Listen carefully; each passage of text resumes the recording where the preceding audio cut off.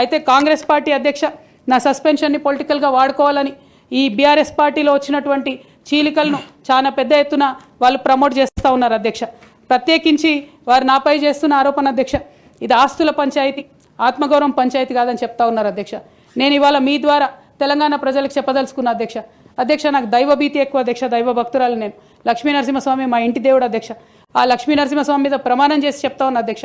ఒక మహిళగా నాకు 2 కొడుకులు ఉన్నారు అధ్యక్ష, వాళ్ళిద్దరి మీద ప్రమాణం చేసి చెప్తా ఉన్నాను, నాది ఆస్తుల పంచాయతీ కాదు అధ్యక్ష, నాది ఆత్మగౌరవం పంచాయతీ. నేను ఏ విషయమైనా, ఉద్యమకారుల విషయమైనా, బీసీల విషయమైనా, మహిళల విషయమైనా ఏదైనా నిలదీసి అడిగినా అధ్యక్ష, రేపు కూడా అడుగుతా అధ్యక్ష. అందులో ఎట్టి పరిస్థితులలో కాంప్రమైజ్ అయ్యే విషయమే లేదు అధ్యక్ష. ఈ సందర్భంగా తమరికి కూడా నేను ఒక మాట చెప్తా ఉన్నా అధ్యక్ష. మన రాష్ట్రంలో 17 లోక్సభ స్థానాలు ఉంటాయి అధ్యక్ష, ఒకటే ఒక ఉమెన్ ఎంపీ అధ్యక్ష. 119 అసెంబ్లీ సీట్లు ఉంటే అధ్యక్ష, అన్ని పార్టీలు కలిపి 8 మంది ఉన్నారు అధ్యక్ష మహిళలు. 40 మంది ఉన్న ఈ శాసన మండలిలో 3 ఉన్నాం అధ్యక్ష లేడీస్. మేము ఇక నేను పోతే 2 మిగులుతారు అధ్యక్ష. కానీ ఎంత అన్యాయం అంటే అధ్యక్ష, ఎంత చిన్న చూపు అంటే మహిళలు అంటే, పొలిటికల్ పార్టీస్కైనా ఆఖరికి కౌన్సిల్ కూడా అధ్యక్ష.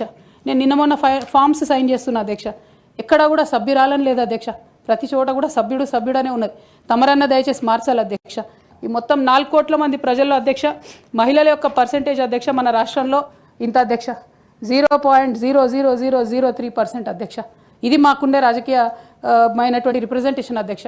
రాజకీయంగా ప్రజల మధ్యలో కానీ పార్టీల మధ్యలో కానీ మాకున్నటువంటి రిప్రజెంటేషన్తో మేము ఆడవాళ్ళ కష్టాలు ఎవరికి చెప్పాలి అధ్యక్ష. ఒకనాడు కేసీఆర్ గారు అన్నారు అధ్యక్ష, ఈ దేశ రాజ్యాంగాన్ని మార్చాలి, మహిళలకు సమాన హక్కులు కావాలని. నేను అడుగుతా ఉన్నా అధ్యక్ష, పార్టీలు రాజ్యాంగాలు మార్చుకోవాలి అధ్యక్ష, ఇవ్వండి మహిళలకు సీటు. మీరు ఎంకరేజ్ చేయకపోతే ఎవరు ఇస్తారు అధ్యక్ష, ఎందుకోసం ఇస్తారు? మనం రాణి రుద్రమదేవి గురించి ఇలా మాట్లాడుకుంటున్నామంటే డెఫినెట్గా ఆమె స్వతంత్ర సంగ్రామంలో ఉన్నప్పుడు అధ్యక్ష మొదలు కాంగ్రెస్ పార్టీలోనే ఉండే అధ్యక్ష, భగత్ సింగ్ కానీ సుభాష్ చంద్రబోస్ కానీ ఇట్లాంటి వాళ్ళందరూ.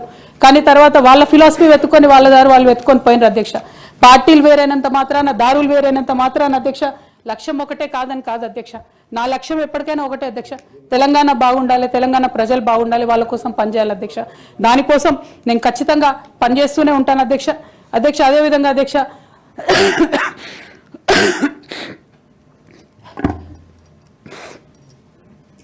బీఆర్ఎస్ పార్టీ వైఫల్యాల్ని ఎండగడుతూ సక్సెస్ అయినటువంటి కాంగ్రెస్ పార్టీ అధ్యక్ష కంప్లీట్గా వాళ్ళు కూడా అన్ని అంశాలను ఇగ్నోర్ చేసినారు అధ్యక్ష.